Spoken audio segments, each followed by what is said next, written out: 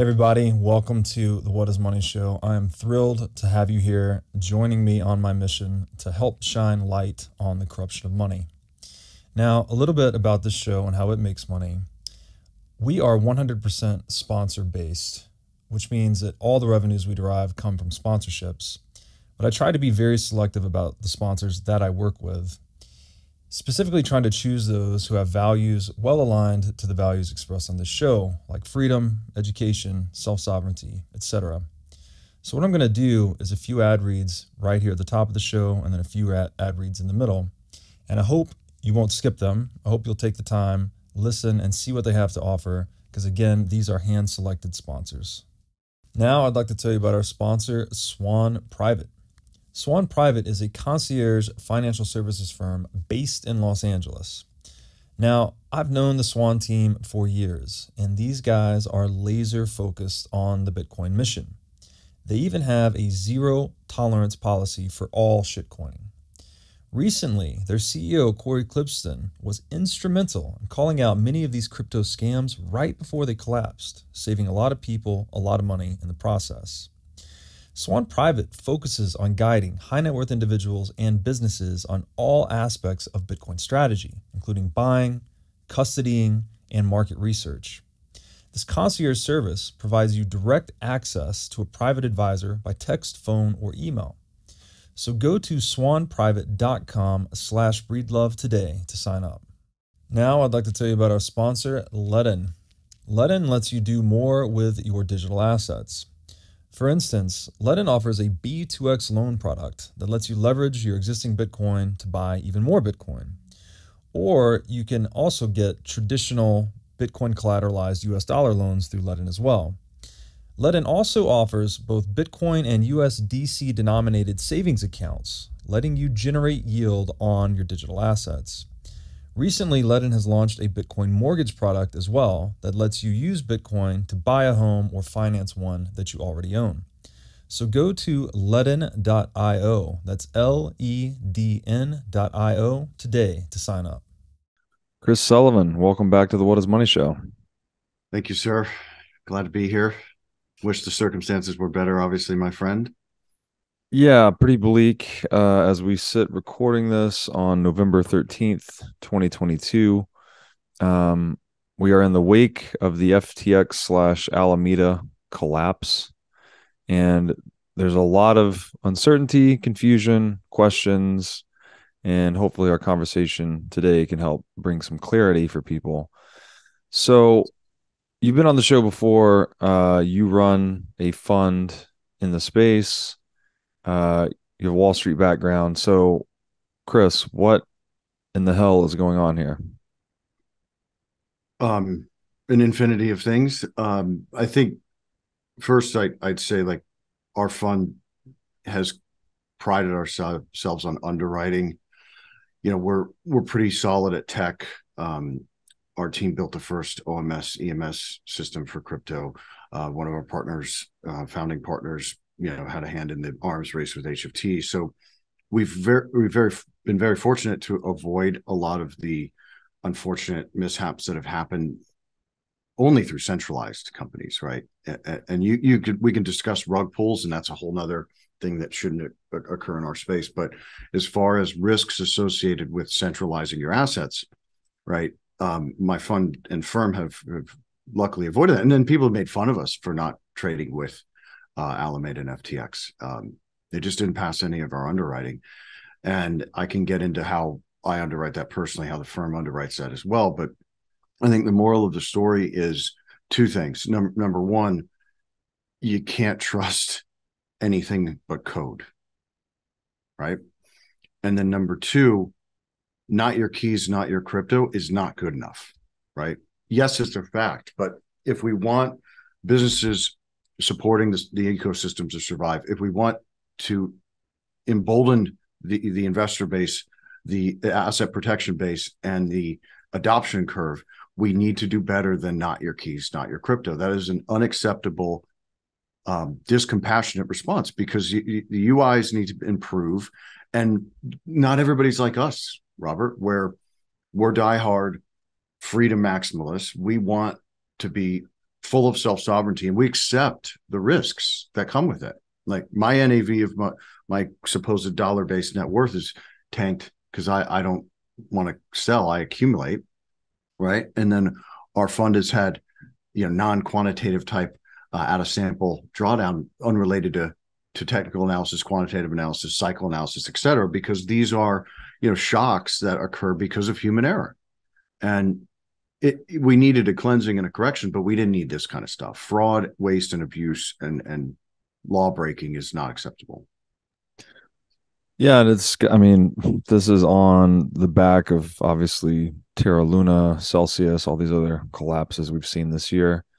But let's discuss the differences, Robert. Forgive me for interrupting. Like Terra Luna, for lack of a better word, was a fancy Ponzi anyways, right? But it got attacked and then had a run. They didn't defraud anyone. They didn't mislead anyone.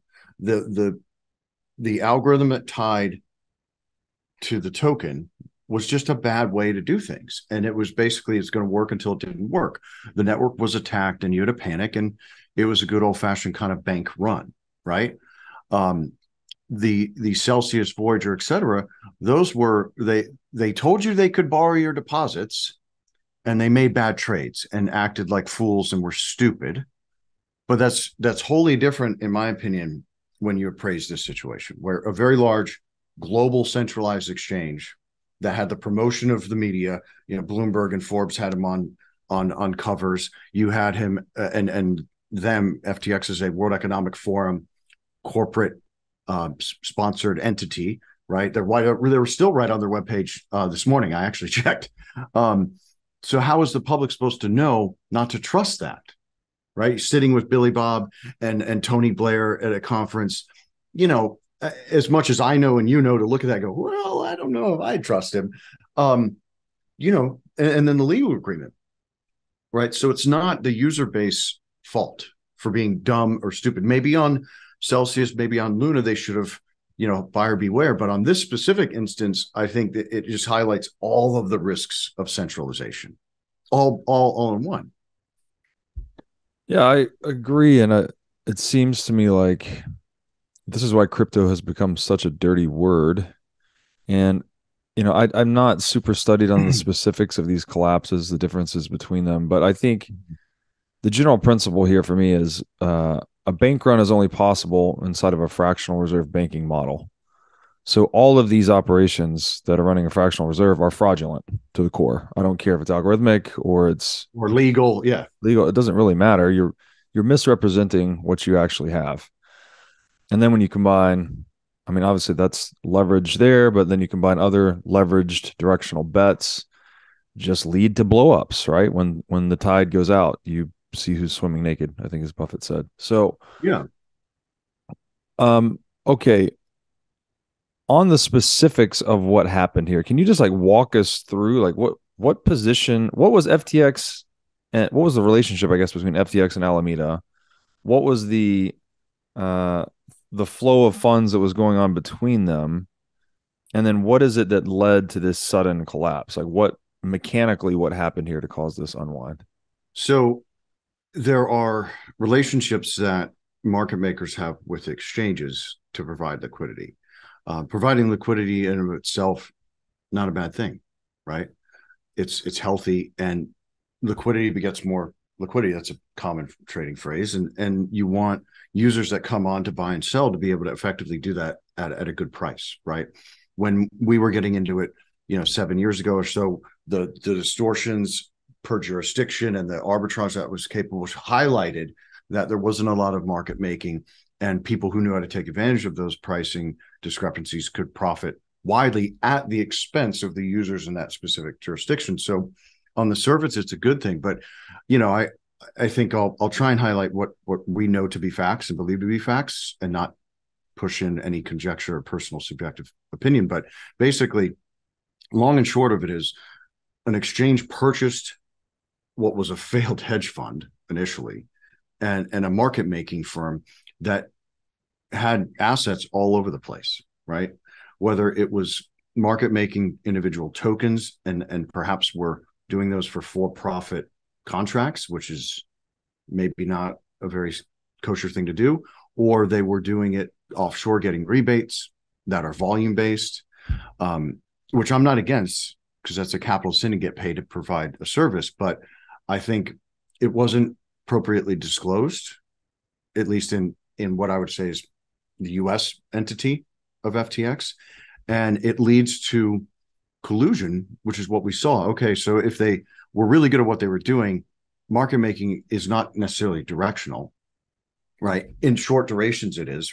So how are they losing money to where they required this degree of bailout, where 8 to 10 billion of client capital was then shifted out of the exchange to the market making firm? So you're saying when FTX was losing money? Alameda. Alameda, okay. Because it appears to me that the root source of this was really two-sided. They must have lost enough money or needed money, or they were stealing money to require the money to sweep from the exchange to the maker. And then the run on FTT token, which for all of you listening, probably ought not to have your assets on an exchange that has an exchange token. That's like red flag number one, by the way. Right. There's no use case. There's no utility. It's highly centralized. It's permission. Like there's literally no point for it to exist. So please check where you have your assets, and do not endorse, support, or trade on exchanges that have them. And I'm not saying BNB, which is Binance Coin, that's not the exchange's token. That's a layer one asset, right? So that's not the same thing. Sorry, I know I diatribed there for a second. No, we frequently suggest no one keep any Bitcoin on an exchange ever, other than to transact and get off, right?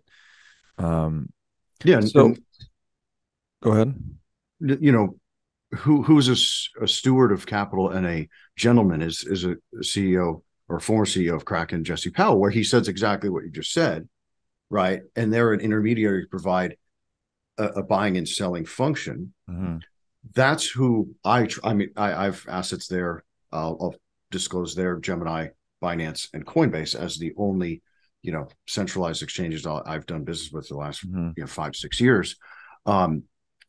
And you want to be able to have the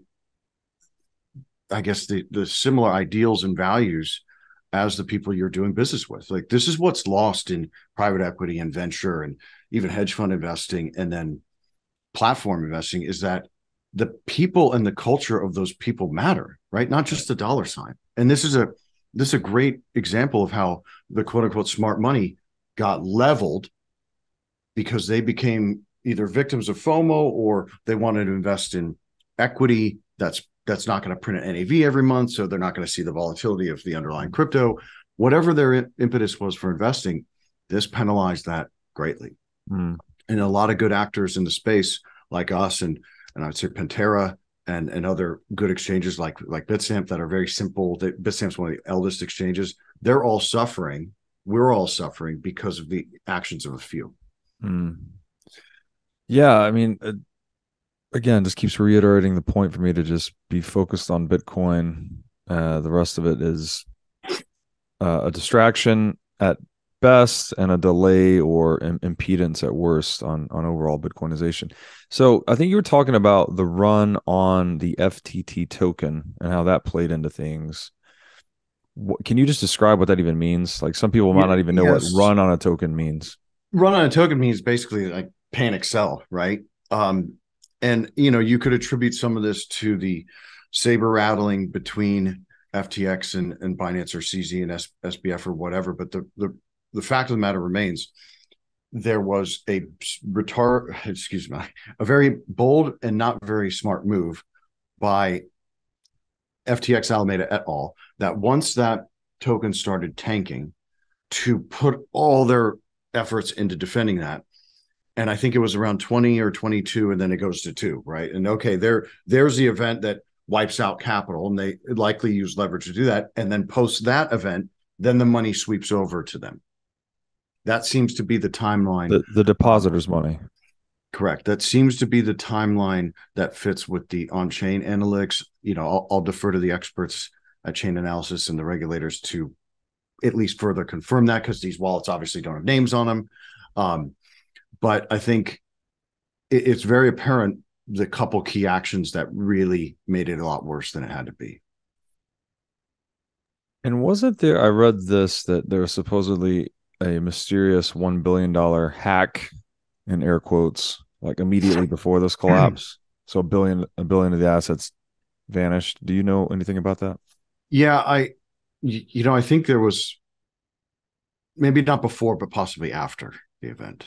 Um, there definitely was some movement over the last 48 hours post awareness of the event, somewhere totaling, 600 to a billion. And even speaking of Kraken, they called it out. They can identify who it was. My understanding is that the top three executives and perhaps SPF's father are in custody or being watched in the Bahamas currently, and hopefully they're all put in jail. Um, so I don't, the timing of us watching and monitoring the wallets do not synchronize with the event occurring ahead of time. But this was such a foobar cluster F Right. that it's really hard, because one of the things that I'd like answers to is like, okay, well, the lion's share of people's deposits were in Bitcoin and Ethereum. How the heck did they, because you can't see any cells on the tape at that magnitude to then liquefy that to go defend FTT. So there's a lot of movement and a lot of collateralization that occurred that we need answers on, and that are not very transparent even to people like us. Interesting. Now, you said before we got online here that you had noticed unnatural trading activity or price action on Yeah. FTX when I guess your firm was doing diligence on using them as a trading venue. Can you Yep. describe what that means? What is natural price action or trading activity versus unnatural? So it'll sound like it's hocus pocus, right? But so natural price action has fractals and curves. Fractals meaning like how does a price subdivide, right? And curves meaning the sine waves, very simply. There's really only so many types and so many subdivisions and so many impulses or corrections that can occur with or against a trend. And if you've got a downtrend established, it should look one of 3 to 5 ways. And if an uptrend's established, it looks one of 3 to 5 ways. And there are patterns, right? I mean, we code pattern recognition, right? How do we know how to recognize patterns? Because they keep repeating. So unnatural price action is something that is outside the bounds of that and outside of probability distribution of a price range. For example, you can have shocks, whether they're a supply shock in oil, a sell shock in FTT, like we saw a bank run. But the unnaturalness that I'm describing was way before any of this stuff. And I would attribute some of it, to, if not all, to the perpetual futures markets, which are on FTX Global, not US. Now, the CFTC did a good job a few years ago saying these are illegal swap contracts. Code word effing bullshit, right? First off, the community needs to bar and ban all non-in-kind synthetic derivatives that do not accrete value to the space. Why does a perpetual future exist, Robert? What the fuck is a perpetual? We're all going to live forever? I mean, give me a freaking break. This is embarrassing. I'm ashamed for the freaking space. You and I devoted our lives and our families' well-being to this stuff to get out of over financialization. And here we are after just a few years of big money coming in on the venture side and all these firms exploding up. We went over financialized instantly, and it's a laughing stock now. Mm-hmm. It is embarrassed, and I'm ashamed. And I challenge the crypto community to do a big and bold move and self-regulate, create a SRO, self-regulatory organization, not some BS committee or agency that's going for adoption and acceptance. We don't need any of that. We need to self-govern in a way that will invite people into the space. And no amount of SEC or CFTC regulation is going to give us that benefit because, oh, hey, bud, did that prevent the panic of 1907? No.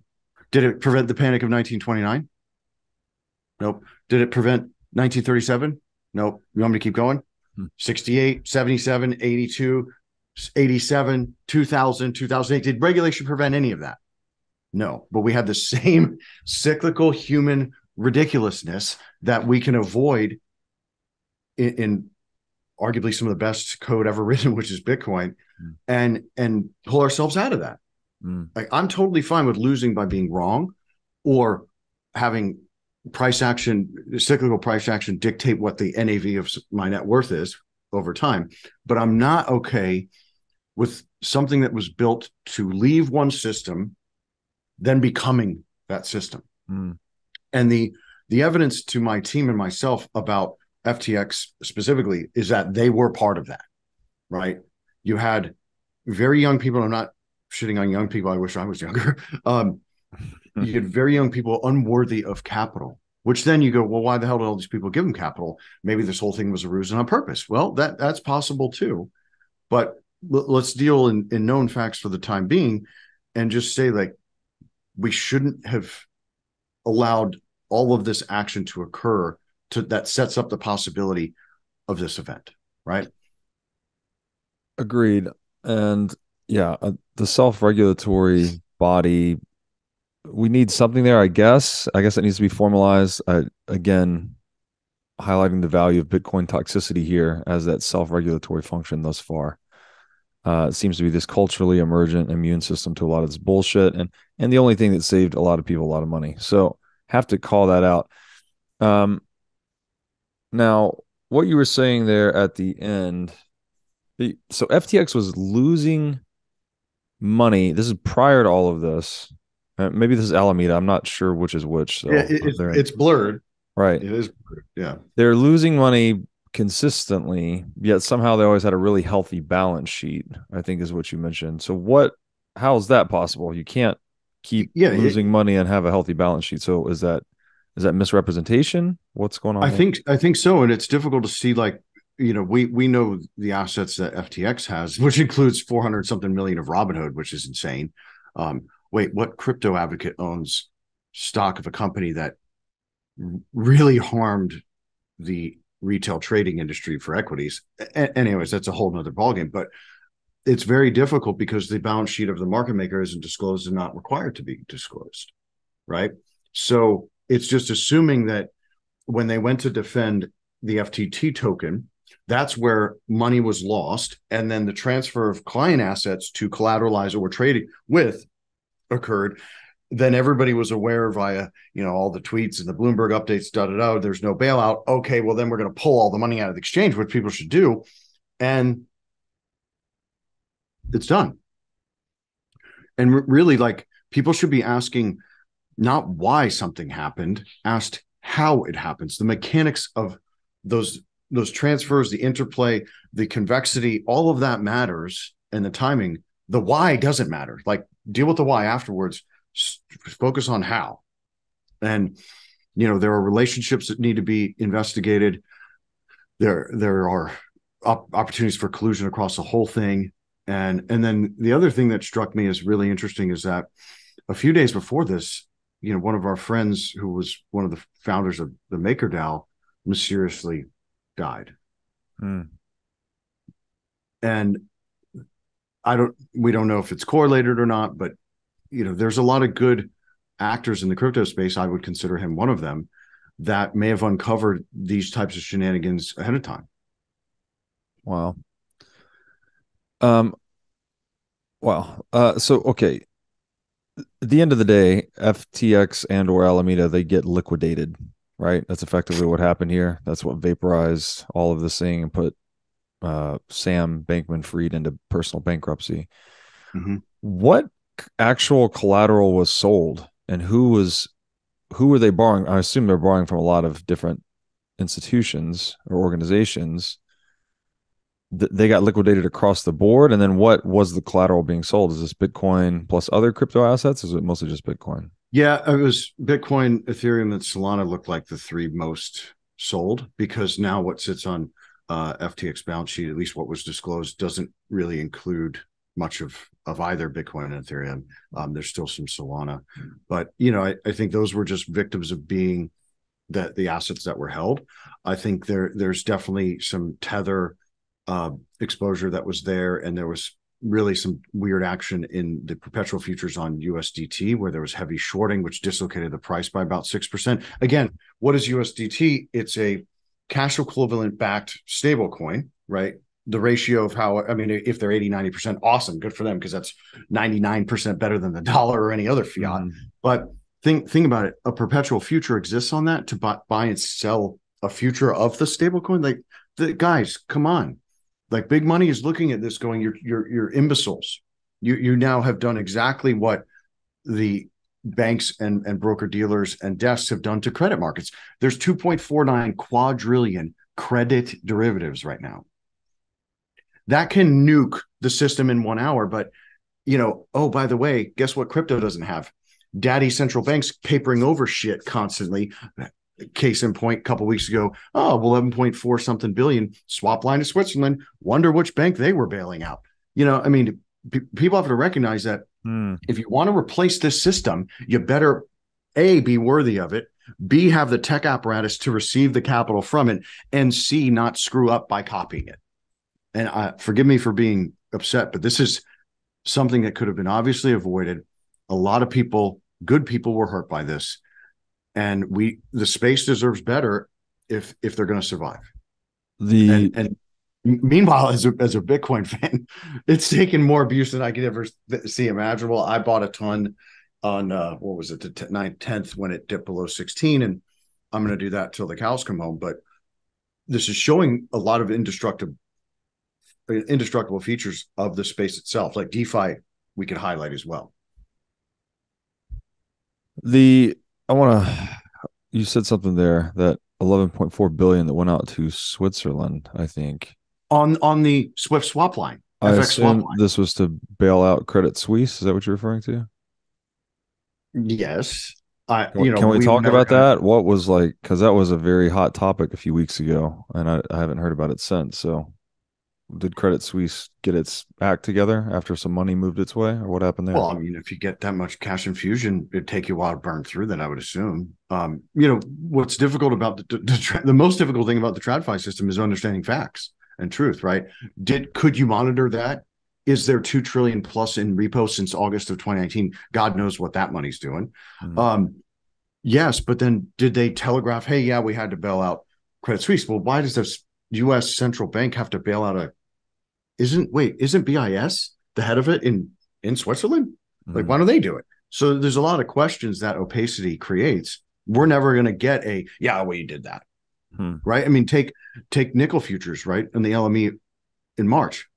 Whose money, when it went and took out potentially JP Morgan, everybody's bankrupt, including the LME, they froze it, stole all the longs money, right? Because when that thing cratered, that was people who were in long positions who then couldn't monetize those highs. They stole their money from them effectively, and the price corrected enough. It was about 40% in 5 days to where they weren't insolvent anymore. Go back a year, January, that's what GameStop almost did. So think these are known knowns that have nearly taken down the TradFi system, that in some senses are even more ridiculous and silly as Celsius and Voyager et al, or 3AC and Luna, because those are stupidity moves. These are exchanges that have been around 100 plus years, but they just get bailed out by the central banks. No one litigates on behalf of the hedge funds and commodity producers that were long nickel, or no one's litigating for the GameStop holders or the company itself. It's just complete bullshit. So we are over in our space, which is property rights, self-sovereignty, and freedom. And yet we get this example that derails that right in everybody's face. It doesn't derail the code of the premise, but it derails the psychology. Yeah, the psychology is interesting, because I've received more than one text, people saying, like, what's going on, all this crypto stuff. They equate it with Bitcoin, right? FTX right, collapses. It has nothing to do with it. Yeah. They think FTX is somehow part of Bitcoin, and there's just so much information asymmetry that remains. And I guess we really need to clear that up to get things going in the right direction. Now I'd like to tell you about our sponsor, CrowdHealth. CrowdHealth is a Bitcoin-enabled alternative to legacy health insurance. Now let's face it, legacy health insurance is an absolute scam. Nobody can explain this better than the legendary comedian Chris Rock. Insurance. You got to have some insurance. You got to. That's an insurance. They shouldn't even call it insurance. They should just call it in case shit. Like, I give a company some money in case shit happens. Now, if shit don't happen, shouldn't I get my money back? So with CrowdHealth, instead of just paying premiums that you'll never see again, you can hold part of this pool of savings in dollars and in Bitcoin through CrowdHealth. And when you have a health event, you can draw against this pool of communal savings. So go to joincrowdhealth.com/breedlove to learn more or sign up. Now I'd like to tell you about our sponsor, Wasabi Wallet. Wasabi lets you use Bitcoin privately while still maintaining full control over your money. Specifically, Wasabi Wallet is an open source, non-custodial wallet with privacy built in by default. By using Wasabi, you're effectively putting the private back in private property. Wasabi Wallet is an easy-to-use privacy wallet that can support any amount of Bitcoin transactions. So go to wasabiwallet.io today to download this state-of-the-art wallet software. Now I'd like to tell you about our sponsor, Masterworks. Masterworks gives you access to the fine art market at more affordable price points. They do this by offering you fractional shares in their $500 million portfolio of fine art. Now, fine art is an alternative asset class, and historically, it's been a great performer and a really good hedge against inflation. Most investors typically hold anywhere from 2 to 10% of their assets in an asset like fine art. To sign up or learn more, go to masterworks.com and use promo code BREEDLOVE. Now I'd like to tell you about our sponsor, Casa. Casa makes it simple to buy and secure your Bitcoin without wondering whether you're doing it right. Specifically, Casa provides a multi-key custody solution, which is by far the most secure way to custody your Bitcoin. Now, when I talk about Bitcoin being theft-proof money or inviolable private property, a multi-key custody model is exactly what I am talking about. Using multiple keys lets you maintain full control of your Bitcoin while also giving you redundancy in case you lose one of the keys. It's also the best way to secure your Bitcoin for inheritance planning purposes. So go to keys.casa, that's C-A-S-A, today to sign up and use discount code BREEDLOVE. All right, you mentioned that you tell me how you said this. You had an intuition or perhaps even some evidence that some of this was on purpose. I don't know what you're referring to exactly. If you meant internally people were trying to drive FTX into the ground, or maybe externally someone was. What did you mean by that comment? That maybe it was on purpose? It was intuition. This is subjective opinion and analysis of the situation, but that's based off known facts. What do we know? That Ukraine was getting crypto donations from FTX, and then did the money route back to the exchange, and was that now lost? Did it go to political action committees? That needs to be uncovered and investigated. Then the literal appearance from someone who was an intern at a big market making firm. They're a great firm. I won't belittle them with the name association here. And now all of a sudden he's a billionaire. Somebody funded him, and there was a great research piece that Mark Cahodes did weeks before this even happened, that anybody who's good at forensically looking at a company's balance sheet, auditing them, and then becoming a bear and shorting it, right? Those kind of people are skeptics and contrarians. That's exactly how my team thinks. Someone who's not crypto savvy and knows all about blockchain like we do thought that just on the genesis of who the hell funded him out the gate, right? And then Alameda existed before FTX and essentially had multiple iterations where none of them were economically viable, meaning a good business model. And there was failure after failure, yet funding keeps being provided. So that makes me skeptical right out the gate. So that's what I was referring to, from the genesis of it to its explosion to now it's the second or third largest exchange, blah, blah, blah.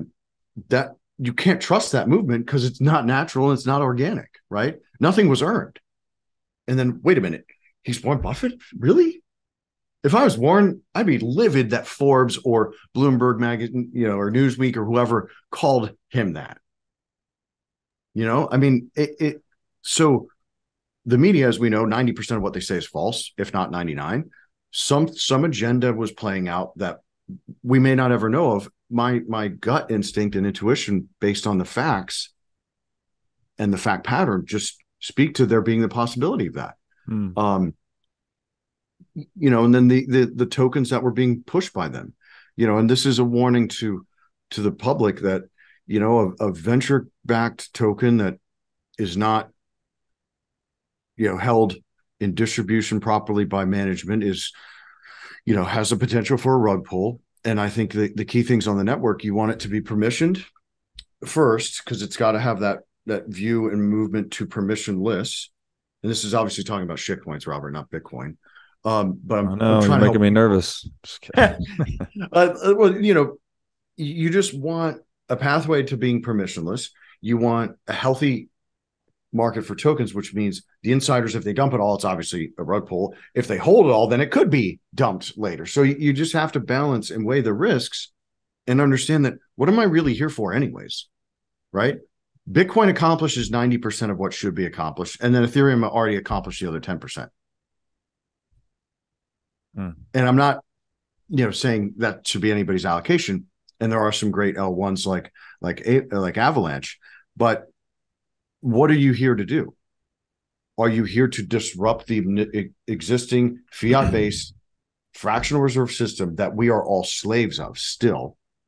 Or do you want equity-like pink sheet IPO blah, blah, blah bullshit that doesn't have a use case, doesn't solve a specific function in the TradFi space or in the commerce space, just to be a pump and dump?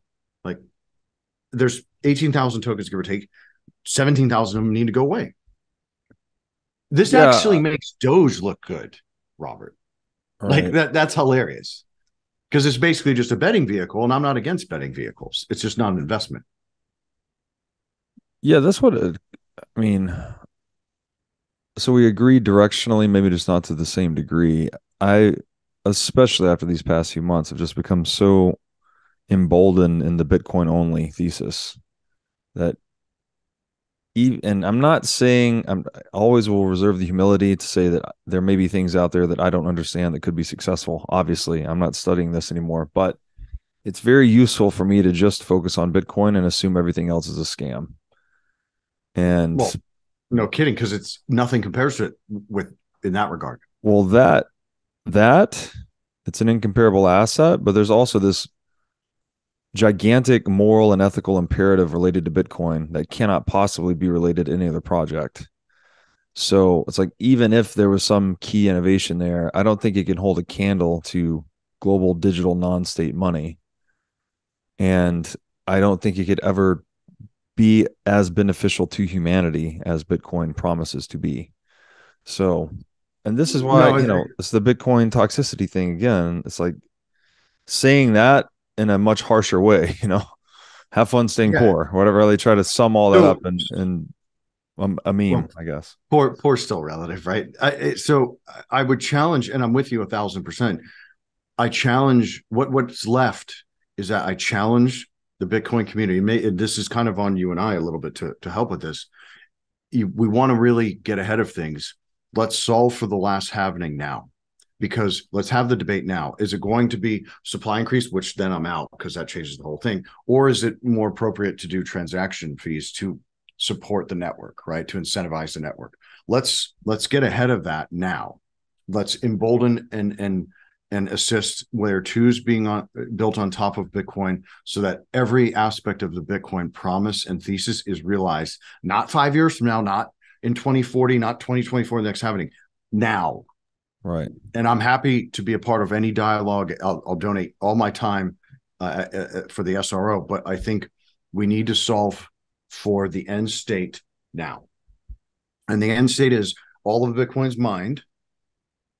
We have to have an incentive like the miners have right now to secure blocks and secure the network to make it keep turning. And to me, that answers transaction costs.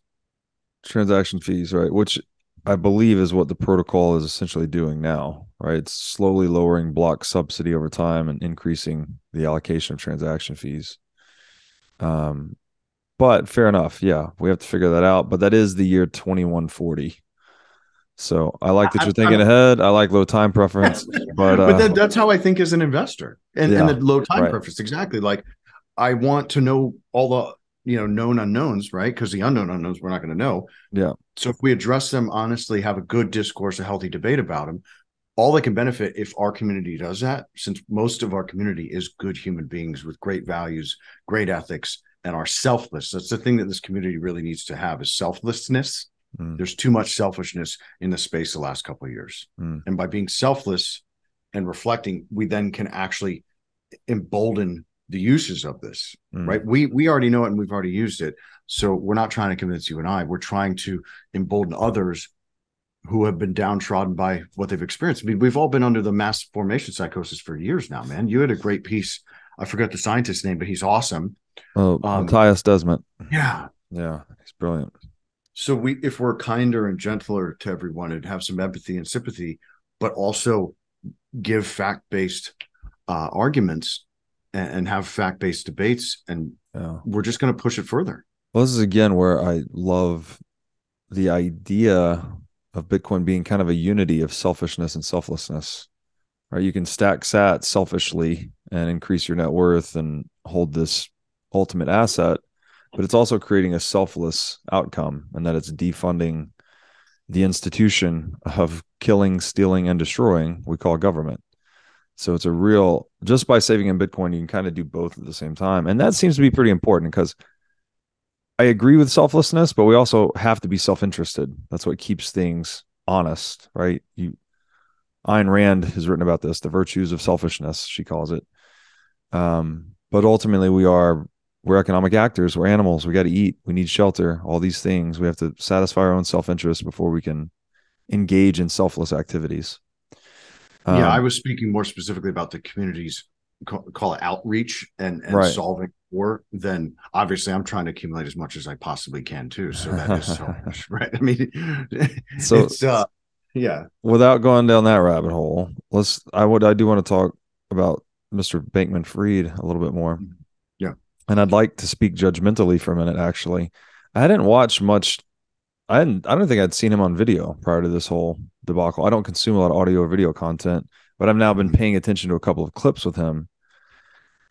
And why did anyone trust this guy in the first place? I mean, he seems very kind of over medicated and snaky, and I don't know. I just don't trust someone that is, I don't know. I get very bad vibes from him, extremely bad vibes. Yet a lot of people have reported him seeming to appear very trustworthy. And then, like you said, the next Buffett, all of these things. So is he just playing to a perception that I'm not seeing? Like how did he pull the wool over people's eyes? Because he looks like quite a charlatan to me.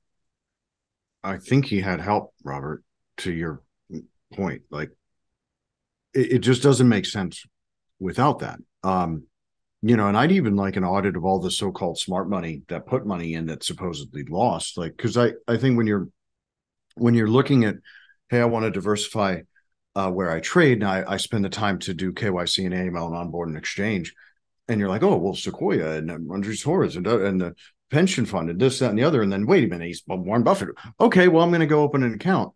Like, if they didn't invest that money and that was all fake too, then there's just a lot more to potentially unpack there. And I think you can't put it on the general public that it's their fault for thinking that they can't trust those types of capital sources, right? And it again speaks to Bitcoin. It speaks to DeFi. I advocate spending time. DeFi has already solved for the sort of collateralization and trade financing side, whether it's Compound, Aave, Uniswap, right? And then Bitcoin is a reserve asset. It embodies property rights. So use them. Don't anchor to one venue that's centralized and think that there's not going to be any harm, although I sympathize with people who bought into it. But appraising him as a human being, like why we even did such due diligence was, all right, we don't get it.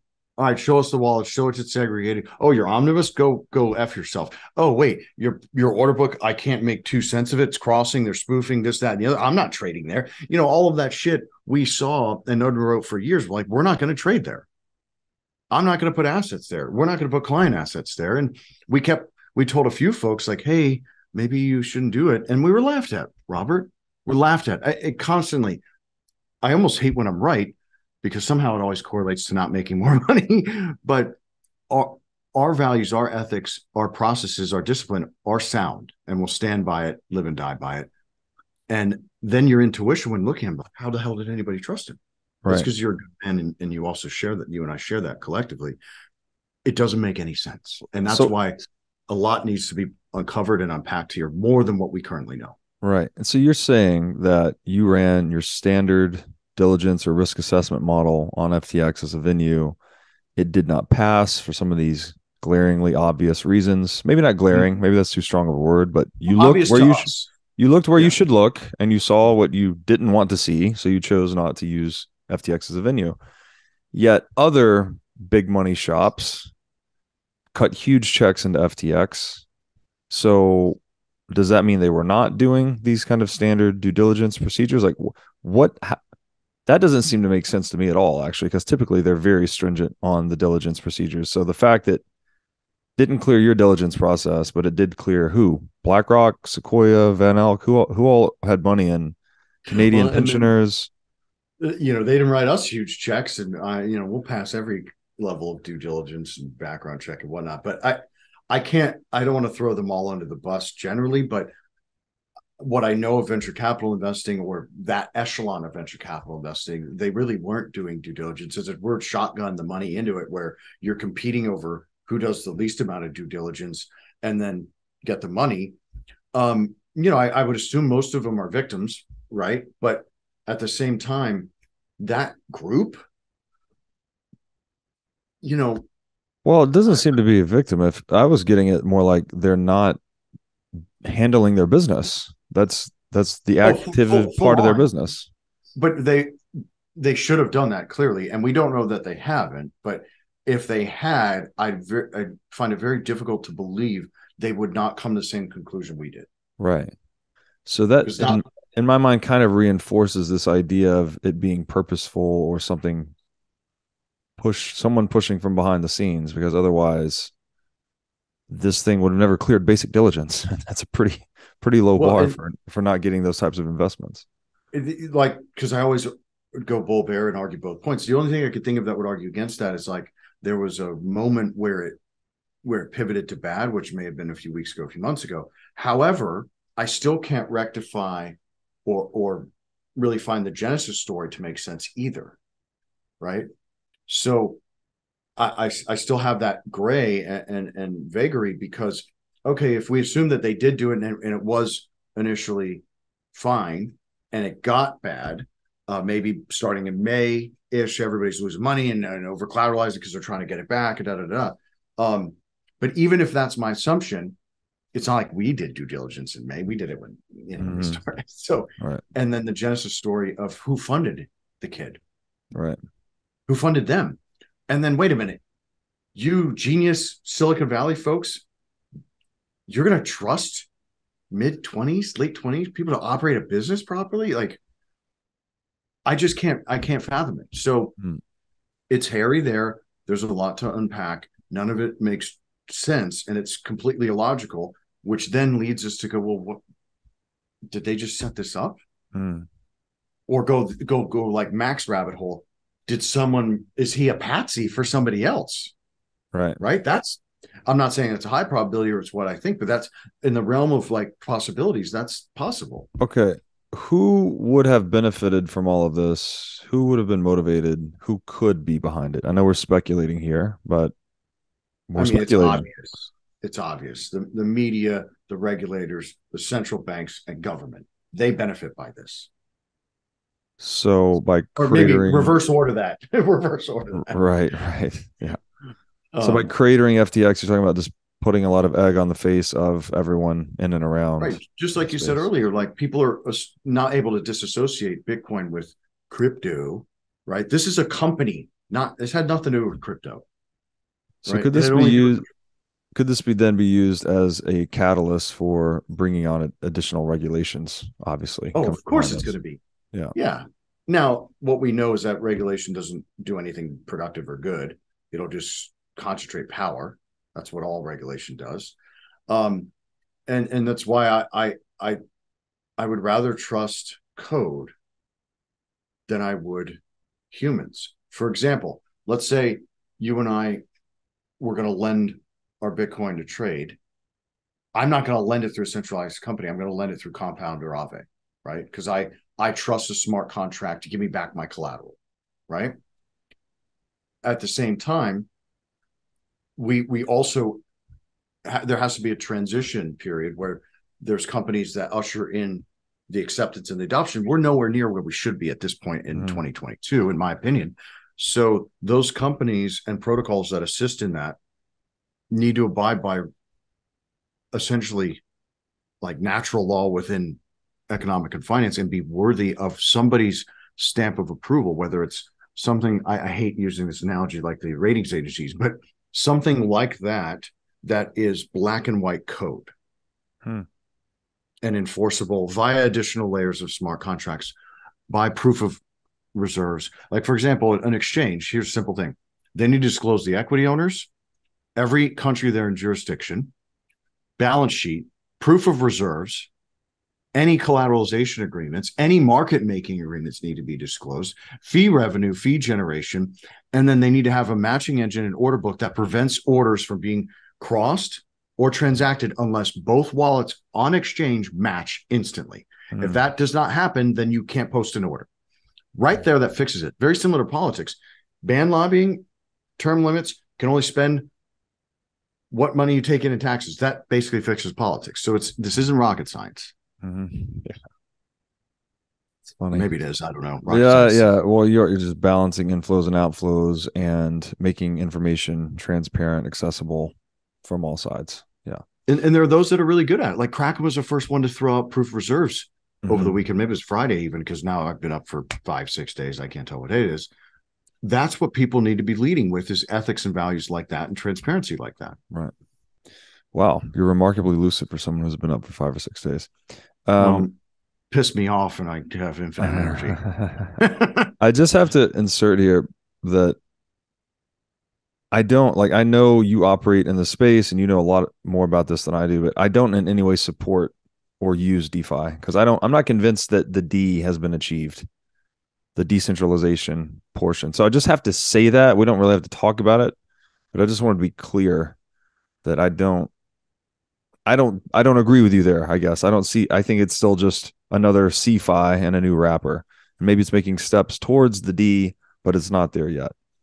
Well, I would say you're right 89% of the way. There are truly decentralized permissionless protocols. There are. And there are functions that they provide that are decentralizing, disintermediating, and disruptive. That being said, is it limited to what I would call trade financing? Yeah, it is. Is it at least a move in the right direction to decentralize the apparatus of power? Yes. Is it that decentralized? Is it actually decentralizing power? No. It's very specific to what it can do and perform, but it's performed flawlessly, is my point. So I'm cherry picking the one shining light that exists. And that's the knowledge I don't have because I have no personal interaction with it. So the performance knowledge is not there for because me. we need to disrupt everything from communication to banking to commerce to investing. All of it needs to be disruptive. What Compound and Aave and Uniswap all have accomplished is just one piece of the puzzle, right? I don't want to dwell on it though, because it takes us a little bit far afield from the topic. I do want to talk about, before we wrap up here, I have questions about Mr. Bankman-Fried's political activities. What was he doing? I saw a video earlier, said he's going to donate 50 million. His aspiration was to donate 50 million, then 500 million every year for 10 years. So the facts that we know is that he was the second largest donor to the Biden campaign. Right. That on FTX's balance sheet, there was 7.2 or 3 million. I don't have it in front of me, so forgive me if it's off by a little bit. to this Trump lose 2024, which I'm not even really sure what that is, other than some sort of ad or marketing campaign to debase and, go against Trump. But he definitely was a activist in that space, which calls into question everything anyways. Like, I don't know any major crypto investor and advocate that is really a political activist at all, right or left. And the whole right-left paradigm is embarrassing. Just like I'm embarrassed and ashamed of this, it's embarrassing that humans can bifurcate themselves and be tribalists. But here, that those things are red flags. And so then it calls into question, are you buying favor and blessing, or are you buying look the other way, or are they in on it and they know? Like, it's so bad to see that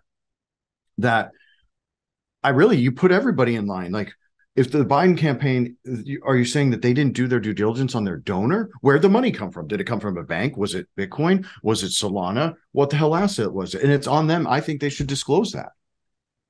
And whatever it's doing on the balance sheet of an exchange, the equity owners of that exchange, Sequoia, blah, blah, blah, the pension fund, whoever's the equity owner, they should question that. And obviously lawyers dive into that. And these things, first I got to say, I quote Shakespeare, a mark on all your houses, all you people who embolden this shit. They need to have consequence. And I hope that there are good attorneys and there are, sound of mind regulators that uncover this and put the blame and the consequences where it's due, hopefully recover some assets for the user base and assist in making everybody be aware. Because the longer we go without transparency, the more distrust is going to be in the system. And Robert, you and I have talked at length about the complexities of the international cabal, right? And to me, it's et al. Like, the globalists are the central bankers, are the military industrial complex, are big pharma, which is now big liars, and anybody who supports allopathic medicines and moron, in my opinion. And they're this mass formation psychosis governor, right? So we have to really break it down and get as much transparency that can empower the public as we possibly can and demand it. Like, we didn't get it on elections. We're never going to get it on this, whatever shenanigans happen now. I'm not even paying attention to it anymore. We're not going to get it on the vaccines. This stuff's on chain. You can follow a wire to the campaign LLC or S Corp, whatever it is. We can track all of this stuff. Therefore, we need to demand that we can get it.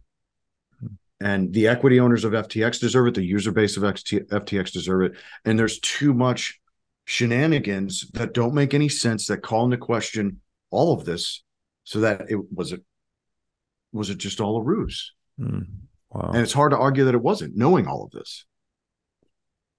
Yeah, it's crazy. It's crazy that it happened this soon after the last one, but apparently related to the last one and just delayed and exacerbated.